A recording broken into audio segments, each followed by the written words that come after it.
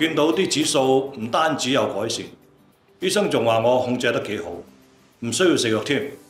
而家唔使戒呢樣戒嗰樣，輕鬆好多。我平時飲食唔係好節制，久唔久都會食快餐、打邊爐，搞到血管指數都窄界。醫生就話再唔節制就要食藥，咁我就試下見營養師，但係一見到雜菜蒸豆腐就唔想食，完全跟唔到餐。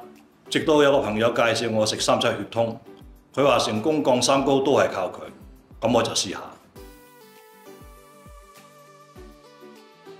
食咗一個星期，發現血液循環有改善，朝早啲手腳冇咁凍，整體食完幾精神。大概食咗4個月，我就返去覆診，見到啲指數唔單止有改善，醫生仲話我控制得幾好，唔需要食藥添。而家唔使戒呢樣戒嗰樣，輕鬆好多。我會推薦俾成日食外賣嘅人，因為街外嘅嘢食好多油多脂肪，好容易積聚咗喺血管裏邊。特別係人到中年，真係要開始關注心血管嘅健康。有機三七可以活血通絡，西洋參可以補元氣，促進血液循環。